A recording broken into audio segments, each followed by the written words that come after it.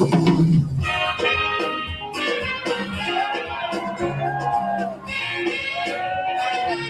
is an SOS from the Trinidad.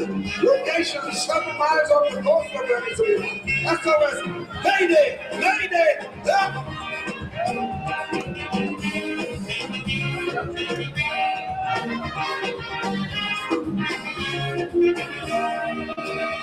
The Trinidad, a luxury liner, sailing the Caribbean Sea.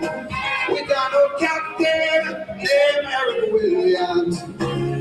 For years, it's old and free. But sadly, Eric Williams passed away. The ship hit water and day someone turned the bridge over to a captain named Chambers. The blood crawled, things started to fall. Hold me hand when I said I fall. When they tell me, Captain, the ship is sinking. Captain, the seas are rough. Oh yes. We get some almost empty, no electricity. We all pressure in the low. Shall we abandon that ship? Or shall we stay on it and perish slow? We don't know. We don't know. Captain, you tell me what to do. Whoa, whoa, oh, oh. Oh, yeah. Oh, my.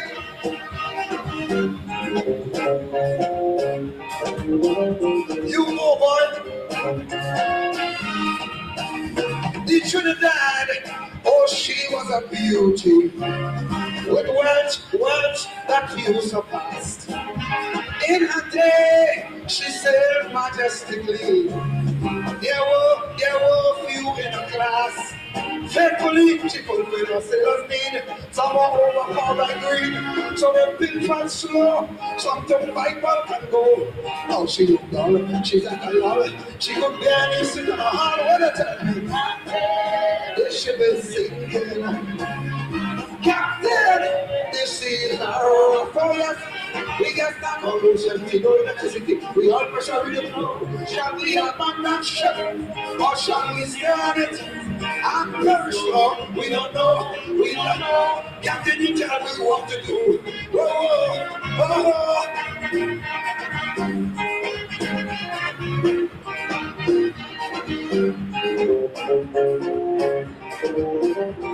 Oh yeah. The Trinidad, in her day of sailing, she was a friend, a true friend to one and all. She never once ever hesitated to answer all SOS calls. And yes, so she always did her best to help all those in the stress. Now it's so sad to see she's in difficulty.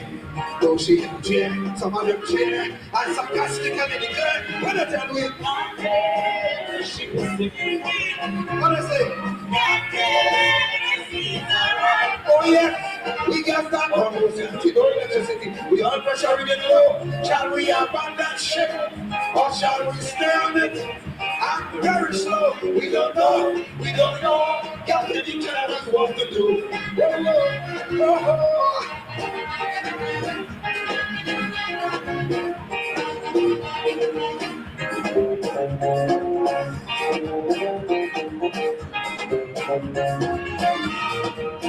now there's a lot of fingers pointing.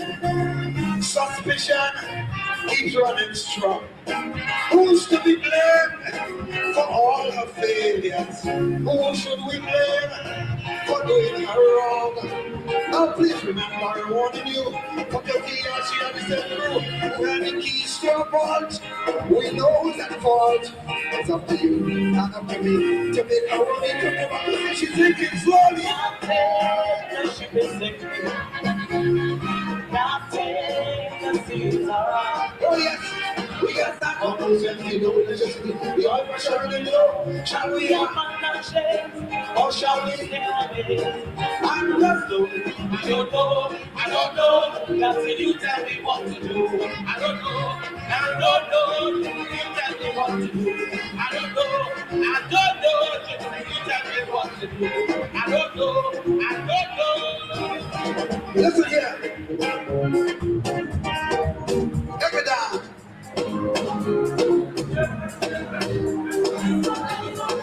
Yeah.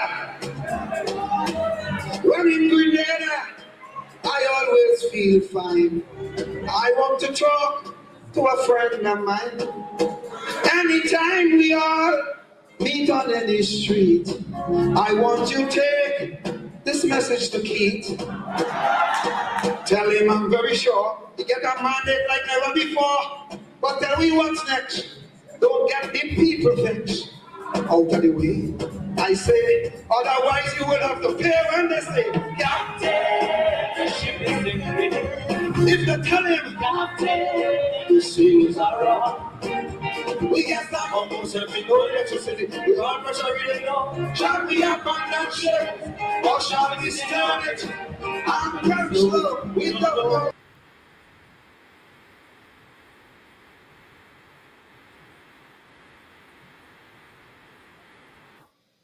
Oh, yes.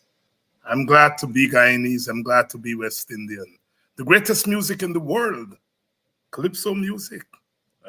The greatest music in the world. Winston Peters the Gypsy, and 1986. Classic. 1986, of course, was that election in Trinidad and Tobago when the PNM, having been in power for 30 years, lost 33-3 to the NAR, the National Alliance for Reconstruction. And Gypsy sang this song before the election. Many people blame.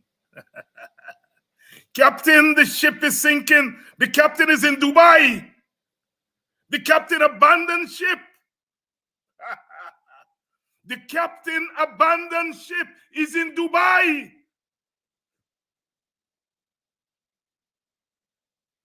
The gas tank running low. Captain, you tell me what to do? The captain in Dubai. The captain is in Dubai. Good evening to you wonderful people. Vibert White, my brother from the East Bank of Demerara Grove. Welcome to all of you. When the history of our time, this time, is written, they will have to say we were correct. You all have been here for the last 3 years, 3.5 years. And you all have been witnessing, keeping vigil, watching them with an eagle eye. Nobody will have to tell you all what happened. You all were participants. Captain, the ship is sinking. And where is the captain? In Dubai.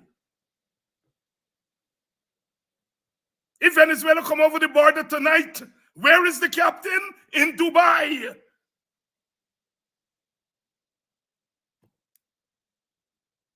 We told you so. Some people say, just forget about the 2020 election, let's move on. Well, of course, whether we like it or not, we have to move on. Time moves on. But politics don't work by us wishing time to operate how we want it to operate. No. Decisions have consequences. When the United States and others installed the PPP regime, not me says so. The State Department says so. When they installed the PPP regime in a disputed election, they were making a calculated decision and taking a calculated risk. An installed regime lacks legitimacy, will always lack legitimacy. Half of the population is saying and has been saying, we do not want this government to govern us. So here we are. 3 years later, Venezuela kicking at our door. And what do we have? An illegitimate government with an illegitimate captain.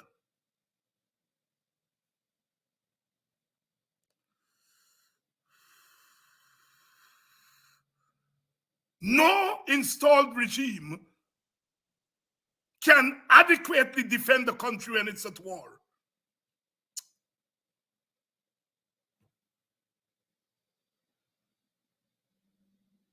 the PPP has arrogated unto itself the sole responsibility for defending us against Venezuelan aggression. Opposition, we don't want you. Civil society, we don't want you. We know how to defend Guyana. Here is how we will defend Guyana against Venezuela. Run to Dubai on the eve of the Venezuelan referendum. That's how we will defend Guyana. Run to Dubai. What you reap, you sow. And what you sow, you reap. That's how old people put it. What you reap, you sow. And what you sow, you reap. What goes wrong so does come back wrong so. Good evening to all of you. Please share the link. We are here tonight and we're going to be doing it because we are going to be talking hard truths. Hard truths. The truth is never soft, never easy. And we've been talking truth here for 3 years. And we've been sounding the bell. Captain, the ship is sinking. Where's the captain? Dubai. What the other captain doing? Calling women low life. We're at war. All right? And here is how we fight in war. Cathy Hughes, you're a low life. I am going to Dubai. Bye-bye. Some Americans come here to say, we are thing the regular. They have no power, but they're not a state.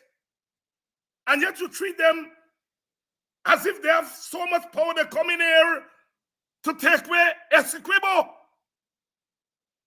And the people who are threatening to take away Essequibo, you are not confronting them. You see, my party said we should have a referendum. And a boy with a PhD said we don't know nothing about international relations, international politics. It's not our expertise and so on. You know, academic masturbation. If I was in boxing, I would have called it by another name. But I have to be decent. Listen. If we hold a referendum, it's not to affect international law and international politics. If we hold a referendum, it's a tool, it's a means by which to mobilize a people that are immobilized. That's politics.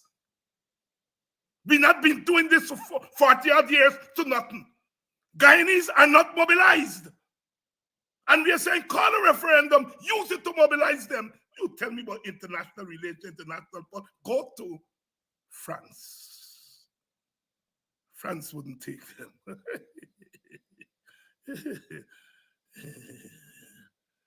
You see, Venezuela is taking advantage of our situation. They know we have an illegitimate government.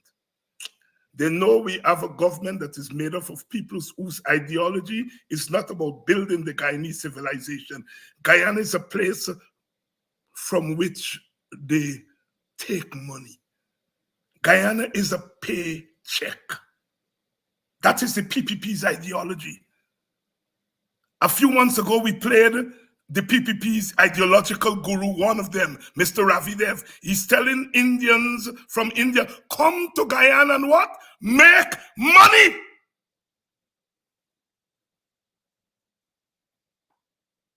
That is what Guyana is to them. It's a place to make money. Not a civilization, not a place where your bones are crushed in the earth and your blood is in there and your belly hot in you and your navel string buried there and you will die for this place. No, oh no. This is a place to make money. So if Venezuela want to take 2/3, they can take 2/3. We don't care. We gonna make money from the 1/3 that left. That is the lackadaisicalness that we are seeing from these people, and we told you so.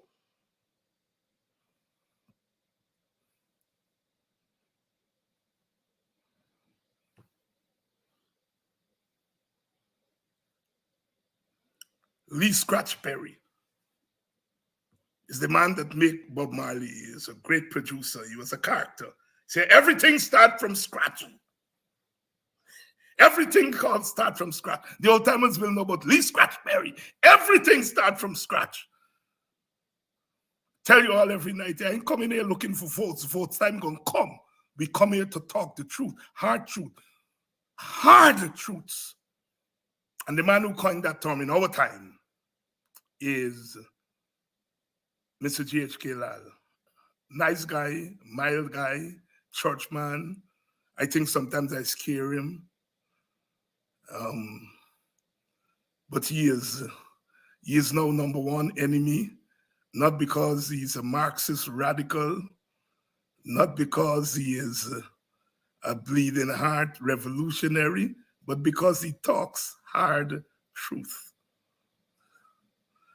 So you all have heard enough from me. Share the link. Share the link, because we are doing it here tonight. Captain, the ship is sinking. Captain, the ship is sinking. Shall we abandon ship or shall we stay on it? Well, the captain gone to Dubai. Good evening to you, wonderful people of Buxton. Yes, we invited Mr. GHK Lall to Buxton. He had a wonderful time, and you all enjoyed him, and you all asked me to invite him next year. I am going to extend that invitation. Cheryl Andrews, good evening to you. Lester Beckers, good evening to you. Good evening to you, Mr. Vibrant John. Tessa Price, good evening to you. It's good to be a Guyanese. It's good to be a West Indian. It's our civilization. Edgar Mett also talks about my bones and my flute. My bones and my flute. My bones and my flute. I wish the PPP people could be talking about their bones.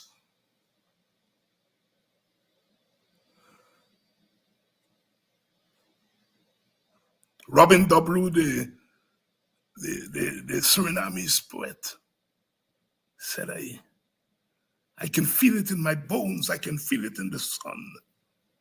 I can feel it. I can feel Guyana in my bones because I am Guyanese. And it's good to be a Guyanese. And we may not have guns and bombs and warships like Venezuela, but what we have are human beings who have given their blood and their sweat and their tears for a space called Guyana. Mobilize them. Mobilize them. That's all we have. Professor Rex Netterford said, all we have. We are all we have. We are all we have. Guyana is a paycheck, is a cash cow. They could care less whether Venezuela takes 7-8 or 1-8, so long as some left for them to make money. I love Ravi Dev. We'll always love him. Good guy, smart guy. But he invited Indians to come to Guyana, not to settle and join their brothers and sisters here who came across the Kalipani, who came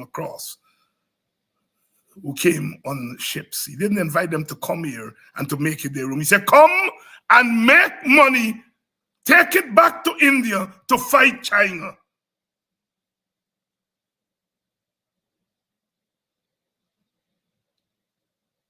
We love Africa. We always want to swim back to Africa. We love India. Some people went back to India and they came back.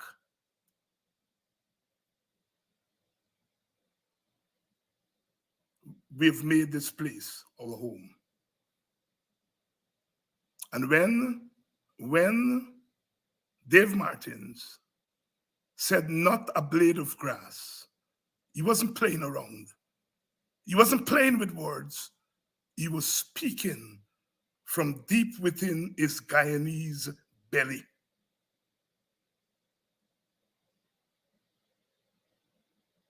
Not a blade of grass is more than just a slogan. It's an affirmation. It's an affirmation. It's an affirmation.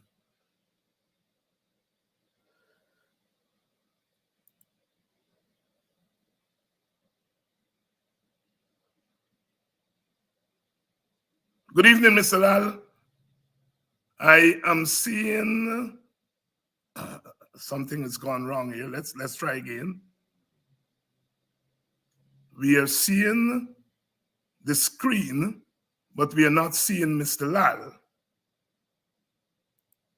Let's try again. I know Mr. Lall is backstage. We are trying to bring him up. Good evening, Mr. Lall. I hope I've not scared him away. The screen is up. His name is up, but we are not seeing him. He might be frozen. Mr. Lall, if you're hearing me, I am not seeing you.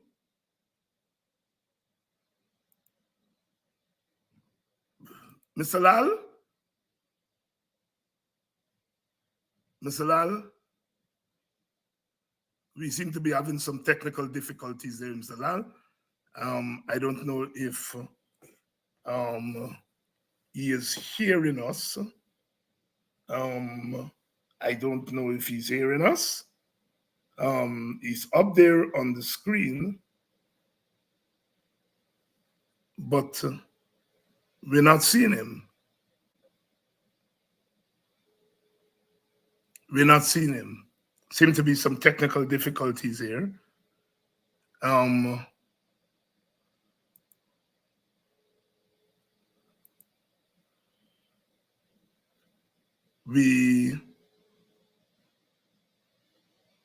There seem to be some technical difficulties at Mr. Lall's end. Yes, sir. I'm trying to bring you up on the screen. I'm getting your screen, but I'm not seeing you. I'm hearing you on the phone.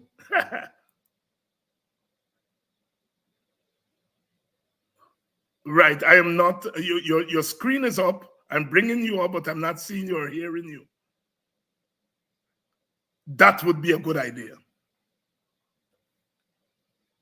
GHK Lall, there a little bit of difficulty. Good evening, Brad. Captain, the ship is sinking.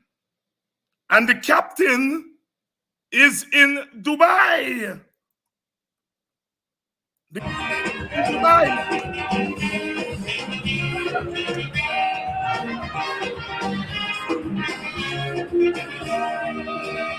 The Trinidad, a luxury liner, sailing the Caribbean Sea. Without no captain named Eric Williams. For years, it's smooth and free. But sadly, Eric Williams passed away. The ship in water that day, someone turned the bridge over to a captain named Chambers. My blood crawled, things started to fall. Hold my hand when I said I fall. When they tell me, Captain, the ship is sinking. Captain, the seas are rough. Oh yes, we got some more house empty, no electricity. We all pressure with the low. Shall we abandon that ship, or shall we stay on it and perish slow? We don't know. We don't know. Captain, you tell me what to do.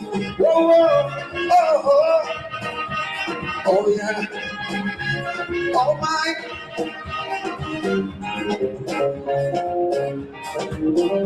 You go, boy.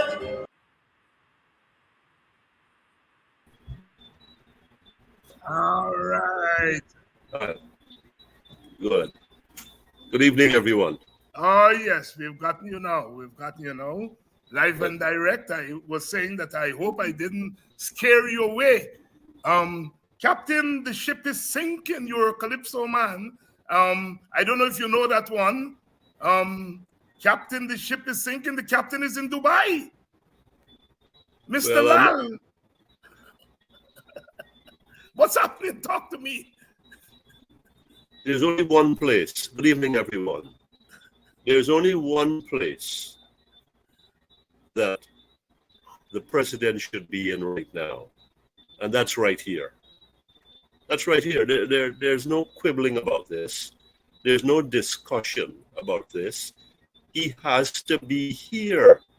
COP28 can wait, or COP28 can do without him.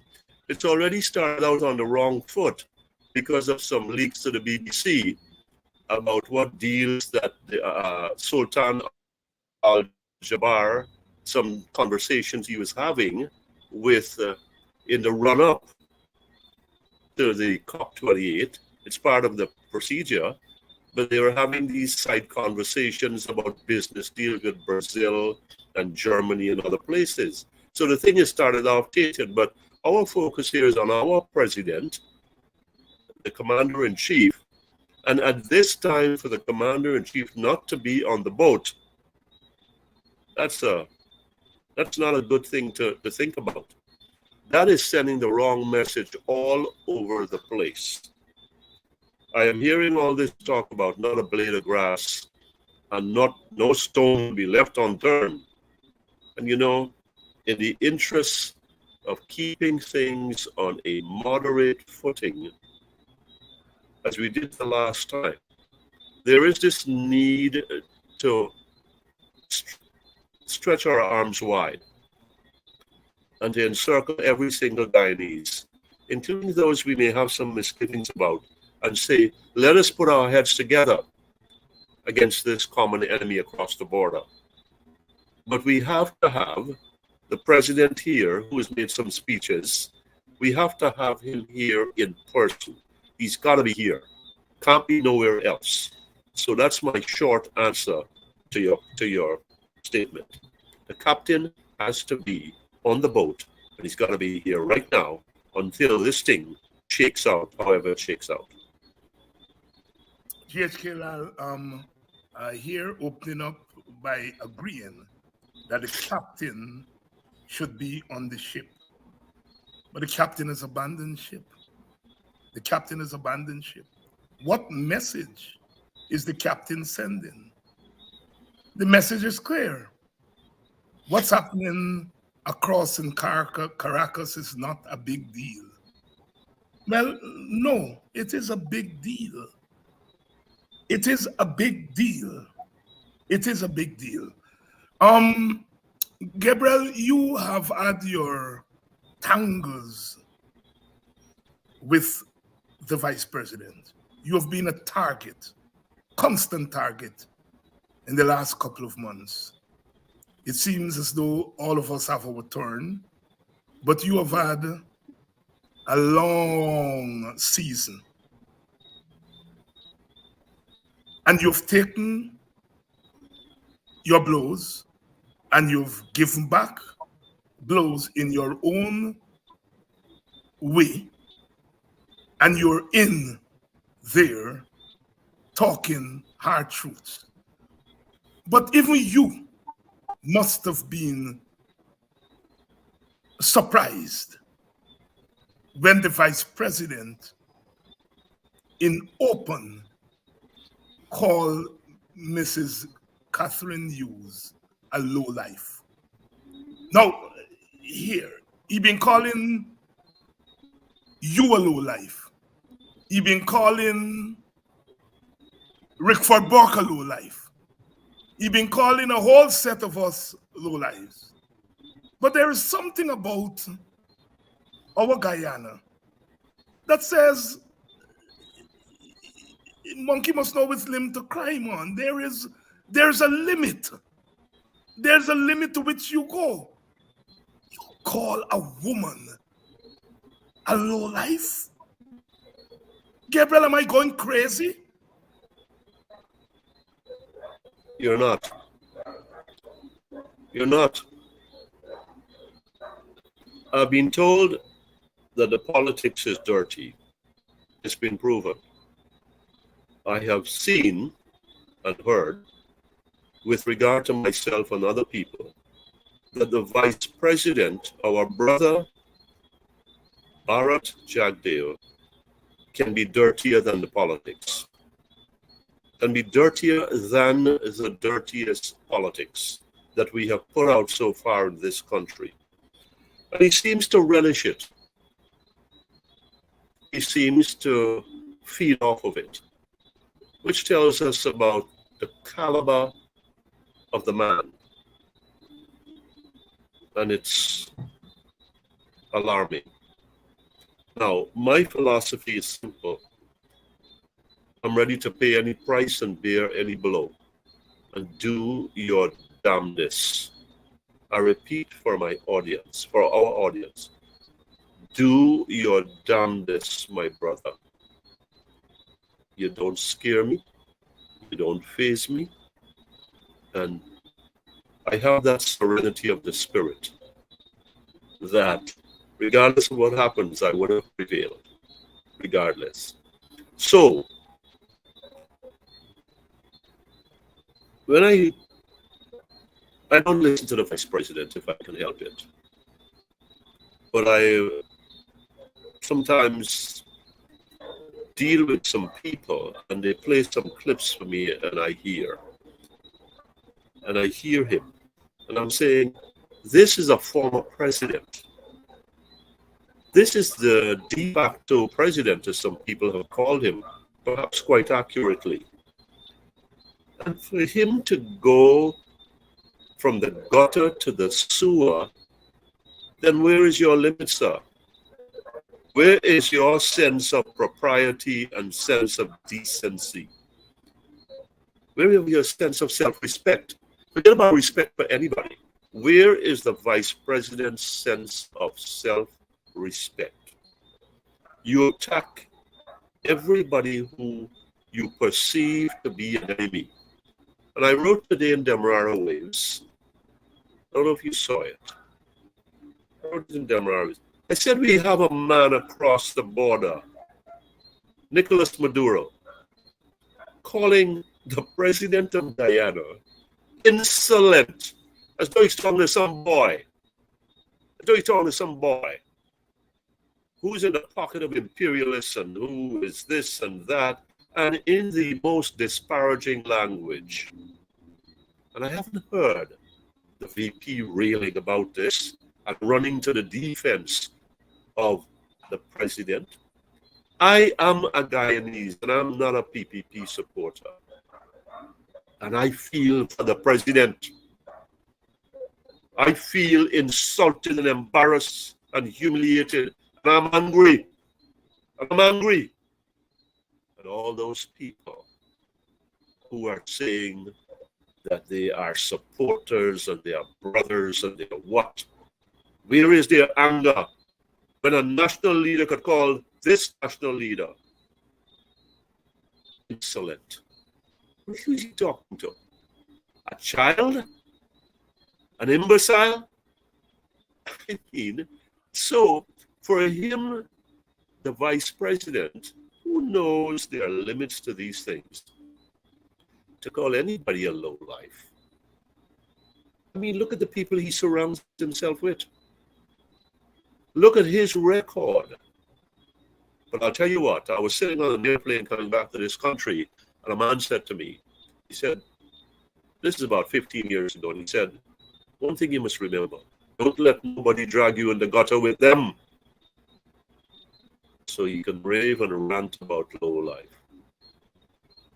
I remember President Eisenhower in 1953-54, during the height of the Joe McCarthy hearings. Remember Senator Joe McCarthy, from where we get McCarthyism? Wisconsin. From Wisconsin, right. And he said, Joe McCarthy puts on his war paint, goes into his war dance, and emits his war cries. And then he goes out looking for a scalp to bring to dangle in front of his obsequious followers. I think that applies to our brother, the vice president. He goes into these war cries and war dances and war whoops and put on his war paint, and he's fighting himself. He thinks he's inflicting a reign of terror like Joe Stalin on this country, but all he's doing, I'm sorry to say, this brother is making himself look smaller and lower every time he gets into one of these tirades. I don't know what the Hugheses are going to do in reaction to that slur, that insult. I think he's gone too far. I think the vice president went too far. It's one thing to attack me or another man, but we've got this unspoken, unwritten rule that we do not attack women. We don't attack women. I don't know what you call it. Forget about the genders being equal. It's that thing that's bred into us, groomed into us, instilled in us, imbued in us, trained.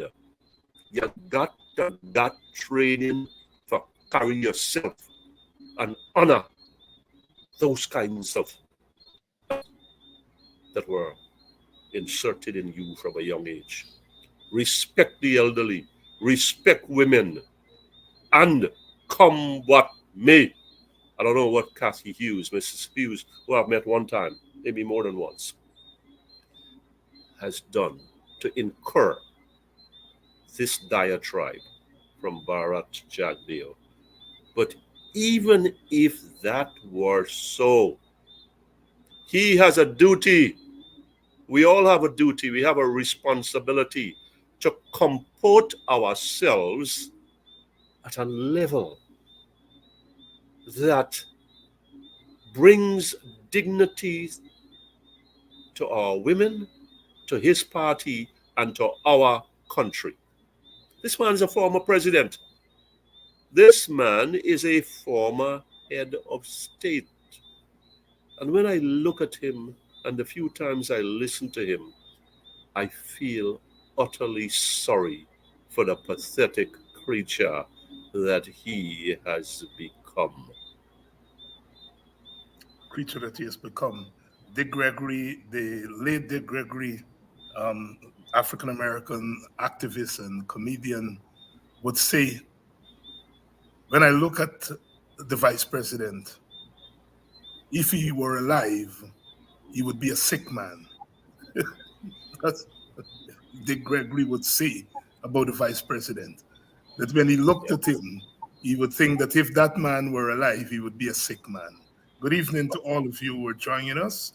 Good evening, Rastaman. Good evening to the bookers. I understand you all had a birthday party somewhere out there in Pennsylvania. You all didn't invite me, but it's all right. It's all right. Happy birthday, happy belated birthday, Danette Booker, my running mate. Wonderful to have you on. Auntie Brenda Robe from out there in Providence.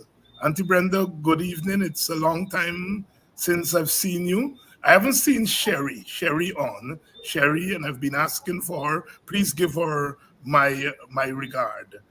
Cyril Walker, you're a trooper. I read your comments that you made to the fact-finding mission that was here, and I found them very, very, very instructive. And I want to stand with you in those submissions you made to the fact-finding mission. And we're going to be talking, Mr. Lall, in a couple of minutes about that fact-finding mission. Good evening to all of you, and thanks for the comments about the program last night with Vincent Alexander.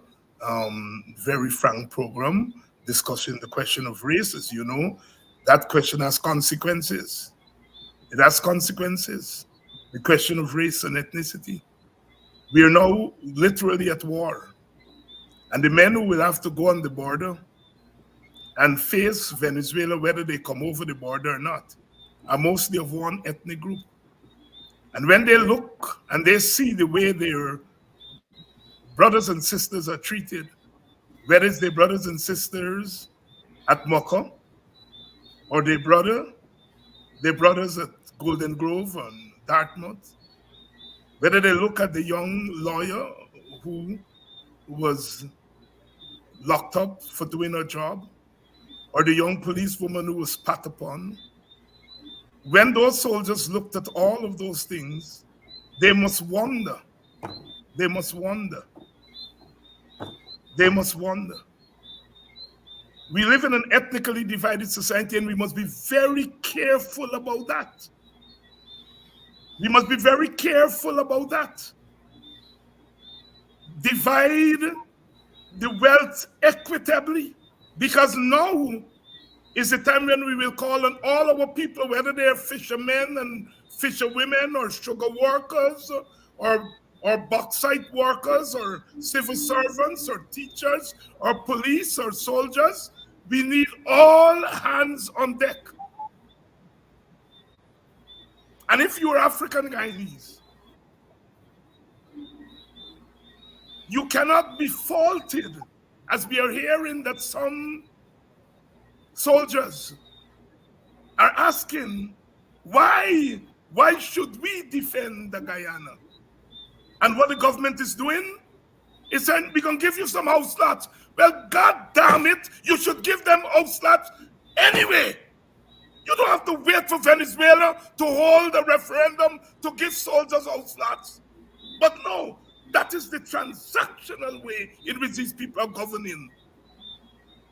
Because you want them to go now and face the guns, you're going to give them house slots. You should be giving them house slots every single goddamn day of the year. And that is what gets me angry about the governors of Guyana. That they feel that some people are so stupid. As Jack Joe says, they feel that they are low life.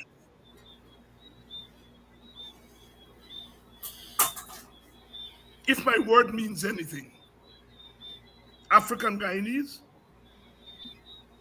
I know you all have questions, but this is not the time to turn your back on Guyana.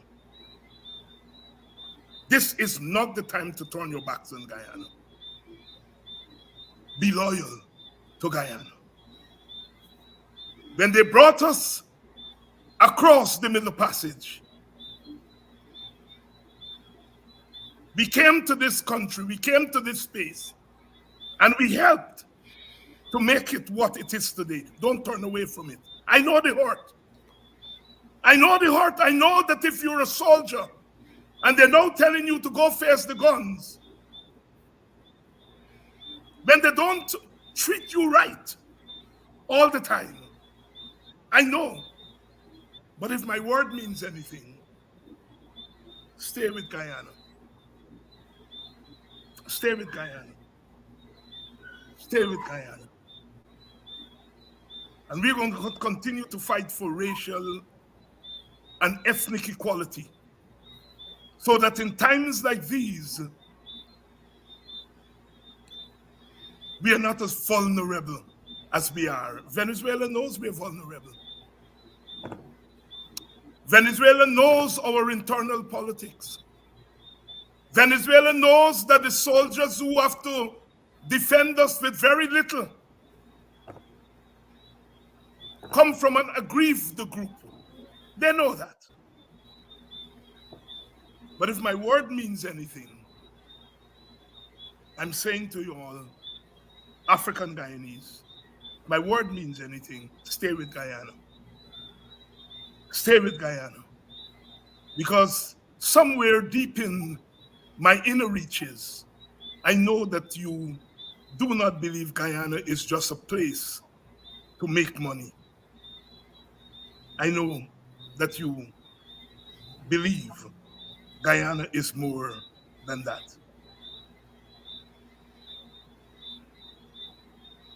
Gabriel, there was a fact-finding mission here recently from the United States of America. African Americans they, they came to Guyana. They said they heard accusations of discrimination, and they wanted to hear from Guyanese groups, Guyanese people, and the government refused to meet with them, demonized them, and basically treat them as if they have kokobe, Low lives. low lives.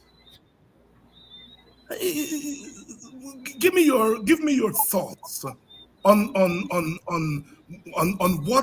what that says about governance in Guyana, what it says about elite political culture in Guyana, that a government could behave in that way to a group of people who are saying, look, we've come here and we want to talk to people. We want to hear whether what we are hearing is true or not. Talk to us, Gabriel. My situation is, my reaction to that is straightforward. If you've got nothing to hide,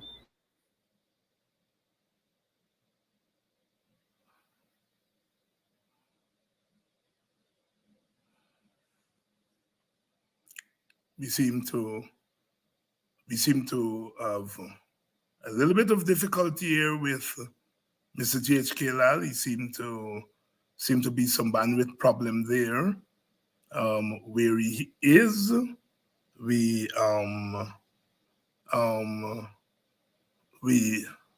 he's gonna come back. Miranda Brown is asking if Mr. Lall said low life. Yes, Miranda Brown is saying that the government treated the visiting fact-finding mission like low life. yes, Yes, Mr. I Lall, think go this ahead. this might be happening throughout the program. The wife just told me that it's been a little erratic on the phone. Okay, No, all right. so we're saying, if you've got nothing to hide, then there is nothing to fear.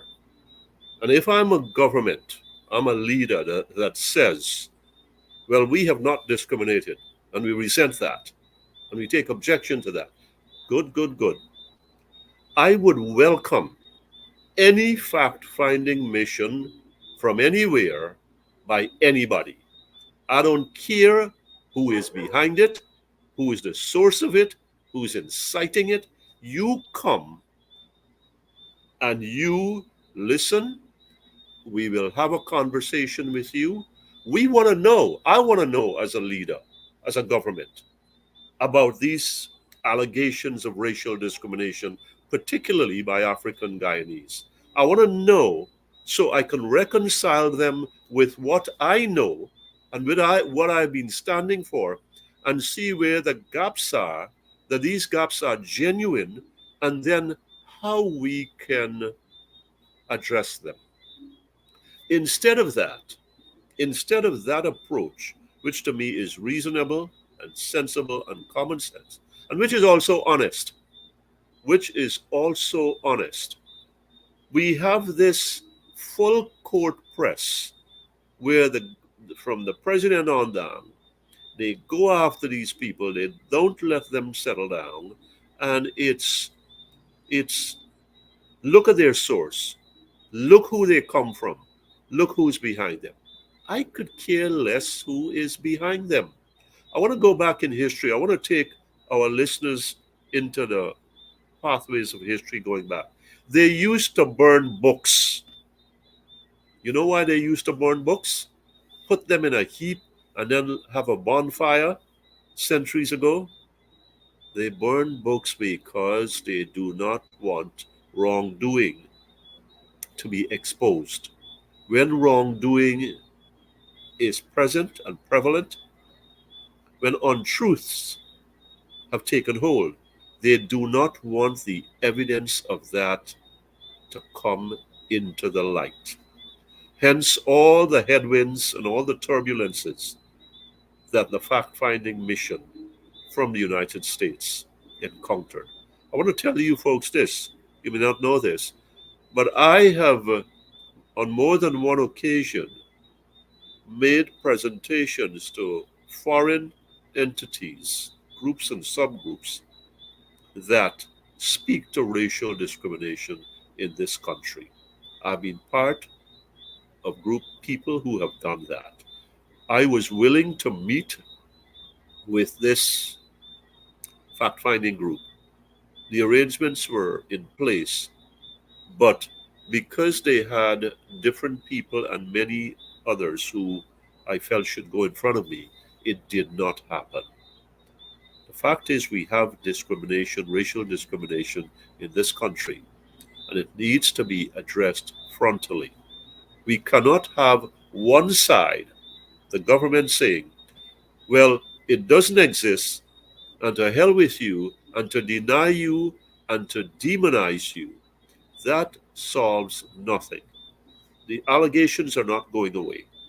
The allegations are not going away. And claims of racial discrimination against anybody, against, in this context now, African Guyanese, goes too much to the heart and the fabric of our political and social and racial, political, social, and racial context to be treated in the way that it has been by the PPP government from the president on down. Our political, racial, and social contexts are under severe duress. This Venezuelan situation has it at a point. Mm-hmm. But I am saying, if we need to find out the truths about ourselves, if we want to improve, then let the people come and talk to whomever they want. I know people who have been discriminated against, black people. I know circumstances where black people have been discriminated against. It's not one. If it's one here, it's a dozen over there. And if it's a dozen there, it's another score in another place. I know some of these people. Their cries have to be heard. Suppressing their anxieties, their experiences is self-destructive. It's self-destructive because you can only keep a lid on those things for so long before something blows up. People are hurting in this country from discrimination, and it needs to be addressed, honestly.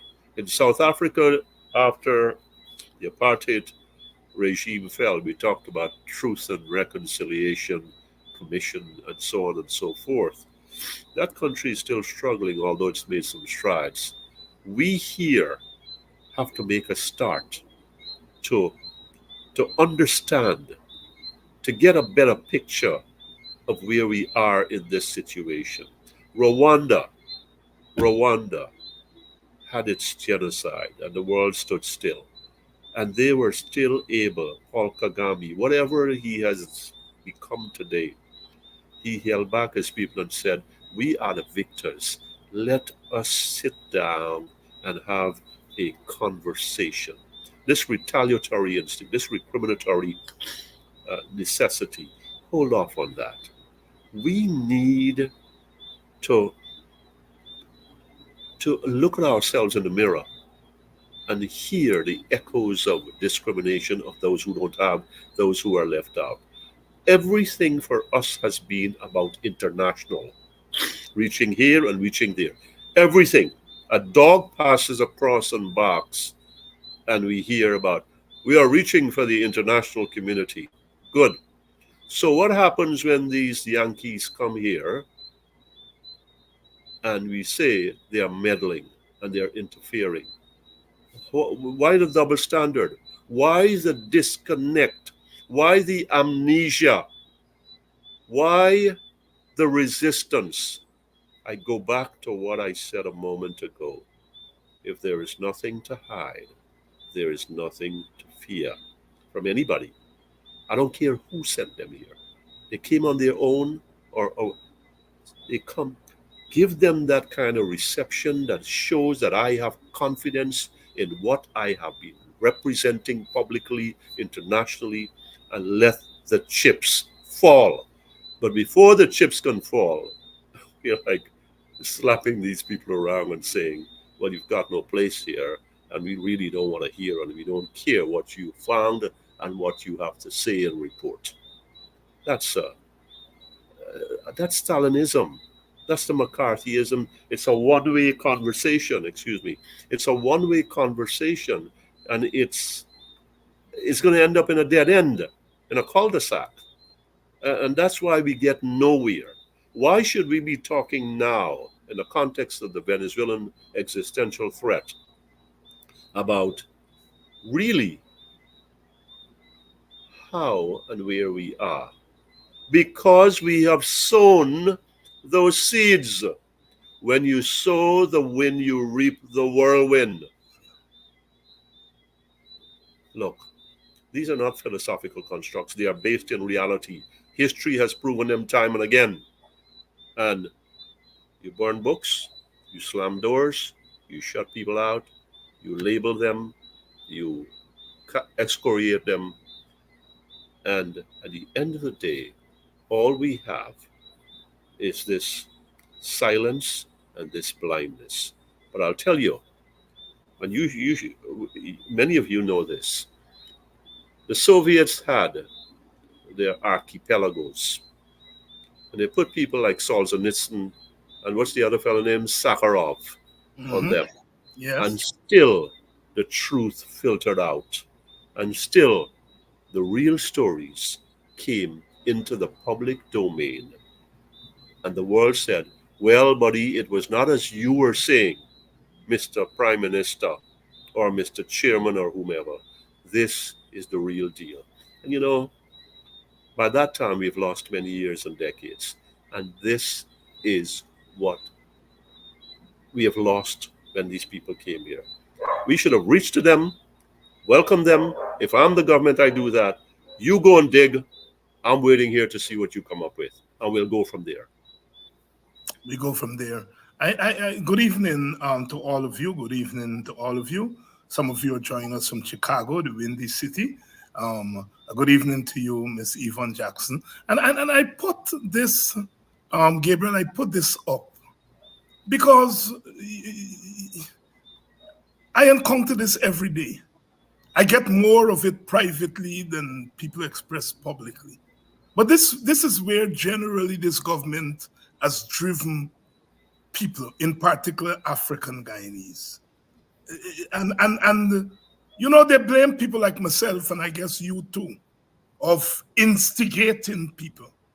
But I don't think this person and the sentiments expressed here has been instigated by me or you or anybody. And I can tell you, and you, I'm sure you know this is commonplace among, and sometimes they turn on us as African Guyanese leaders and opinion shapers, because they think, as they say, we talk too much.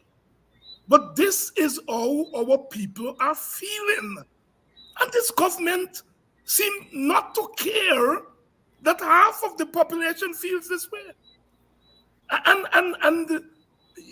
I don't, anyhow. Any comment, Gabriel?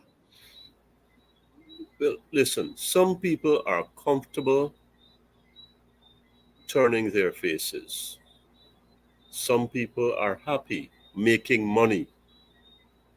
Some people will do anything to stay in the favor of those who hold the purse strings. I think I'm put on this earth for a different purpose. You know,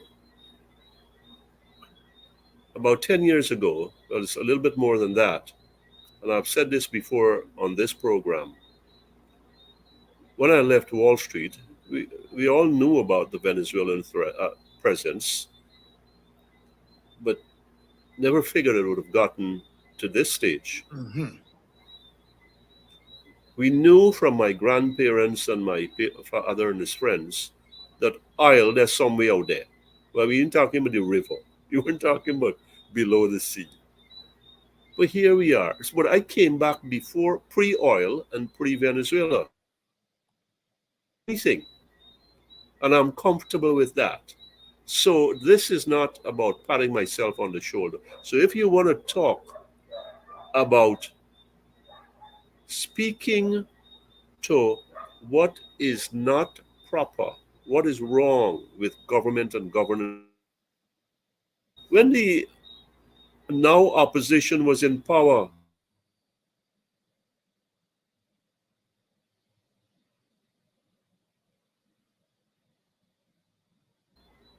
3 ministers.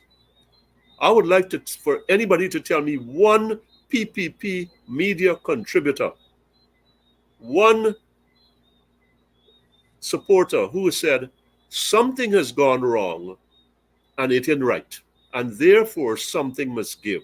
Not for somebody to be fired, but to come out and say, well, we've got a perfect society here. But in the meantime, we've got people who are writing on this screen and people who are not writing and people who are not listening to this program who are dragging and seeing their neighbors, prospering, whilst they are wondering what the hell has happened to them? What has bitten them? What is it that has led to their ostracism? What leprosy that they have that condemns them, to the fate, to this fate in the richest country in the world? People need some sort of substance, foundation under their footing, and they are not seeing it happen.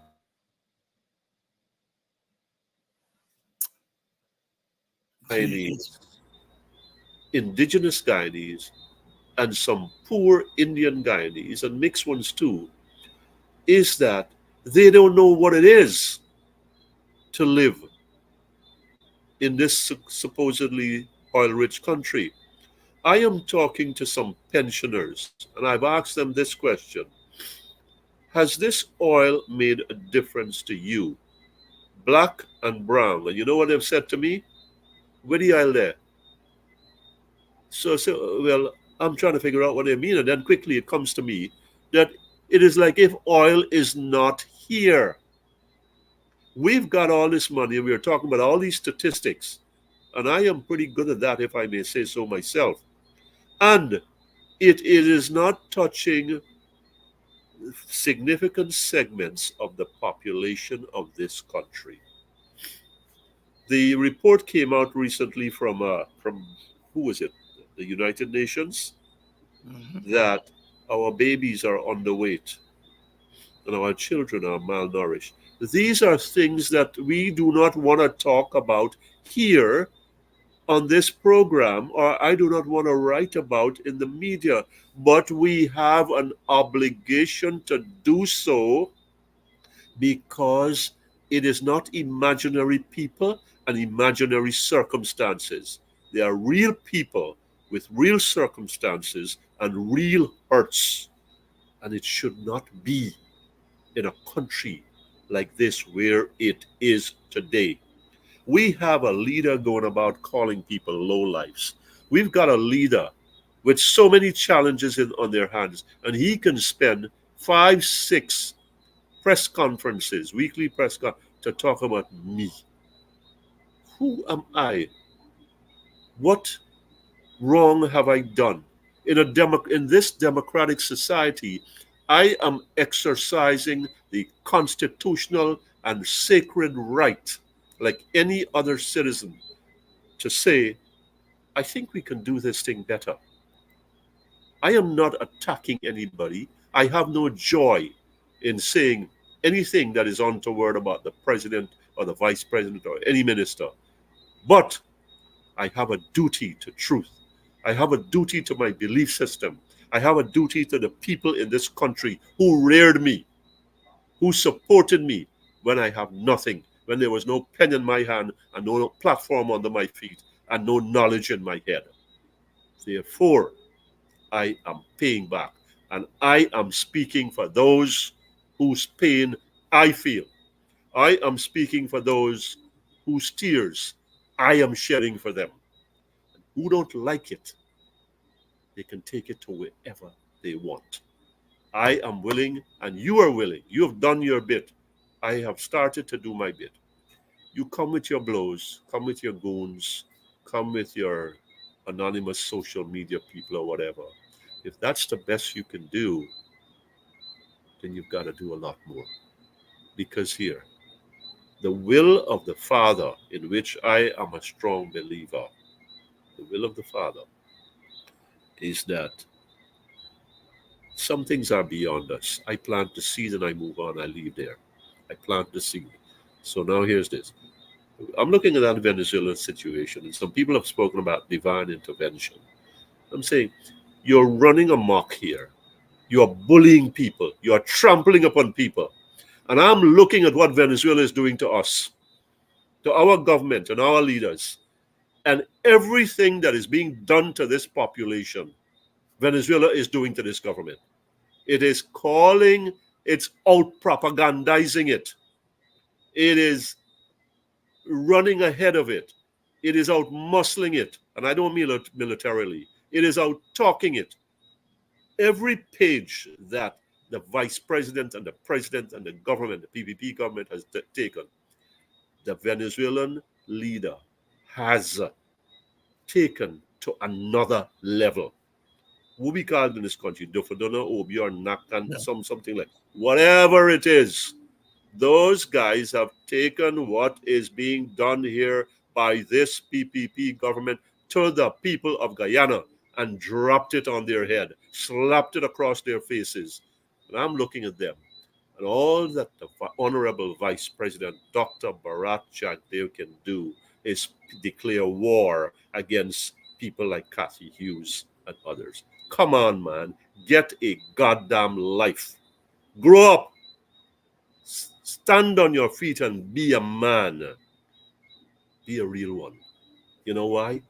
We cannot go on like this, insulting each other, attacking each other. Let us come to our senses. It's not on this part here.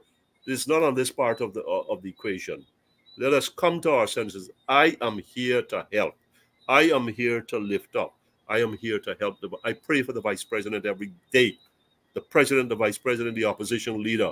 Lord, help these leaders to do right by the people of this country, every single citizen. And we're talking about low life.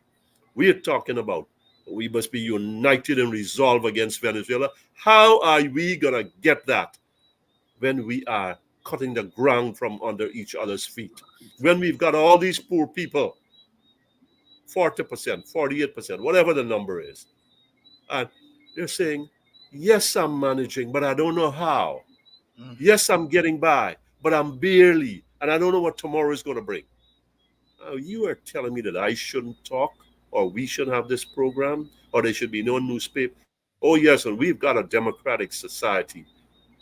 That's by your definition. We are carving out the little democratic ideals that they are in it. And here's this. At the end of the day, in a country like this, we have got too many people from too many segments, especially the African Guyanese and indigenous Guyanese set, with some in the Indo-Guyanese segments, who are really, really feeling the brunt of cost of living, of being left out, of trying to keep up, not trying to keep up with Joneses, of trying to keep up with putting a simple meal on the table for their families. People are hurting.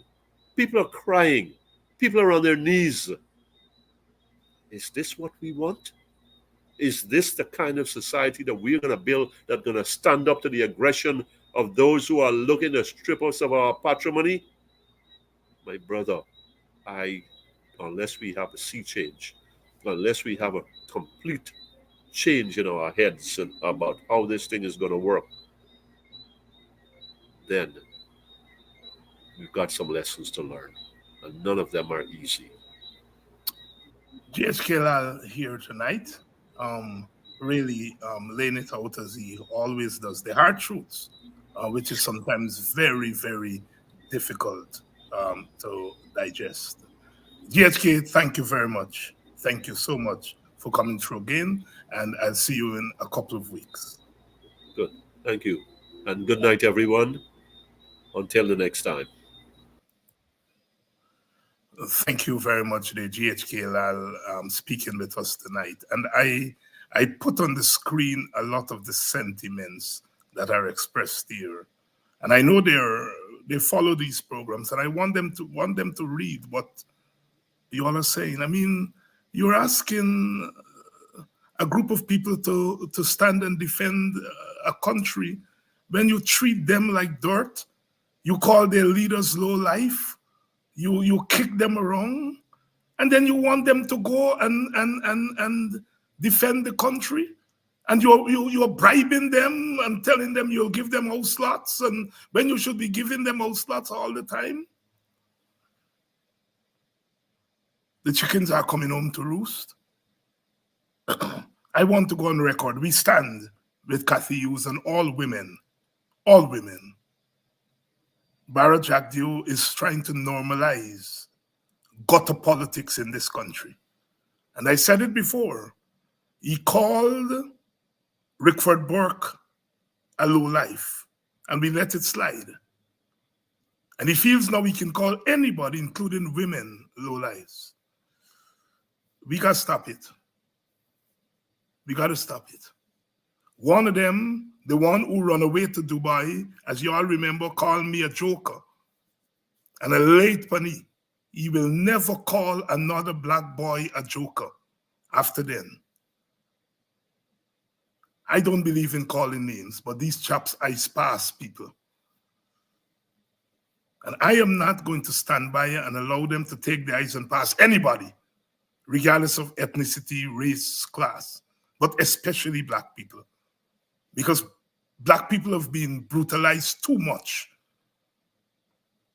And I am not going to stand by and allow them to use the power that was given to them by forces that weren't thinking when they were doing it, to use that power to destroy black people. No, I ain't standing for that. I ain't standing for that. And I hear you all. I hear you all making the connection between your marginalization, your oppression, and defending Guyana.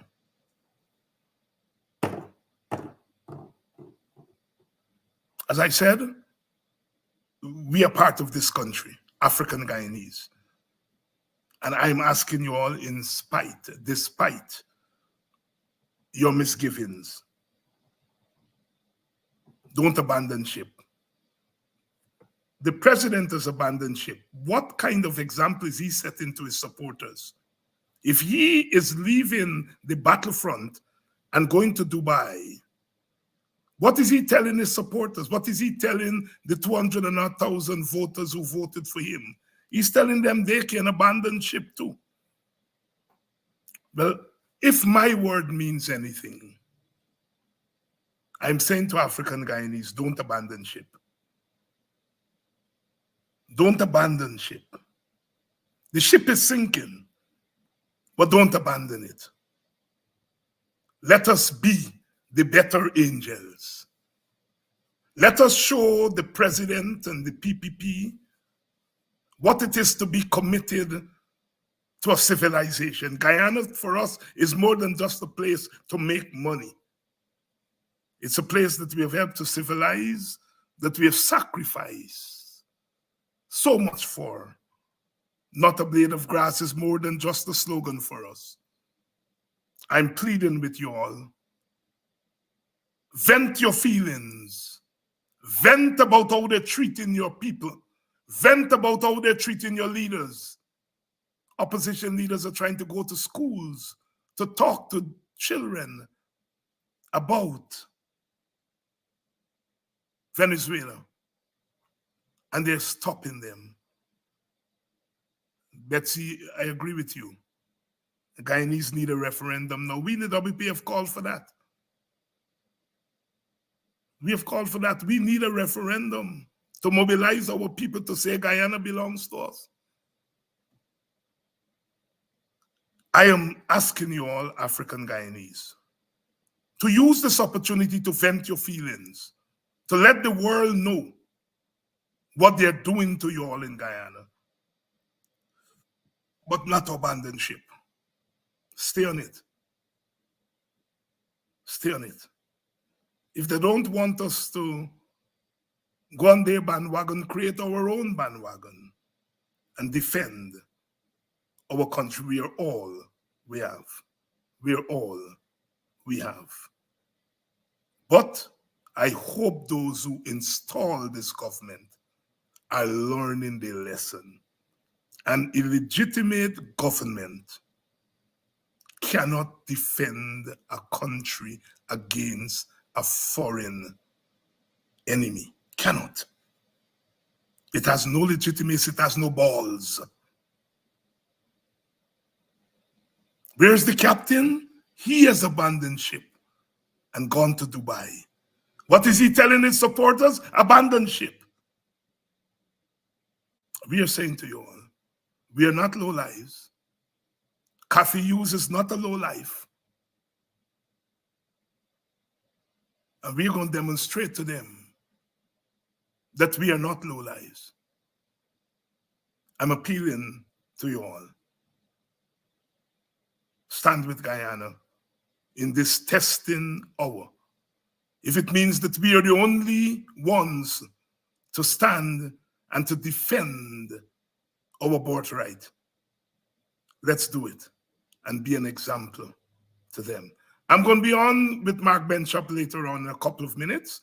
I know you all are skipping across to Sherrod now, and then Mark and I think Mr. Caesar. I saw Wayne Caesar here earlier on this program. I'll be with them at 9 o'clock Guyana time. Yes, 9 o'clock Guyana time on Mark Benchop, and we're going to continue this conversation there. It's my, this morning I did 2 early programs, one in Antigua. I did Kadaki. I taped the program for Washington, D.C. This is my 4th program. Mark Benchop is going to be my 5th program for the day. We are doing our part in trying to mobilize international and national support for our cause. It is not too much to ask. It is not too much to ask. I'll see you all on Mark in a few minutes.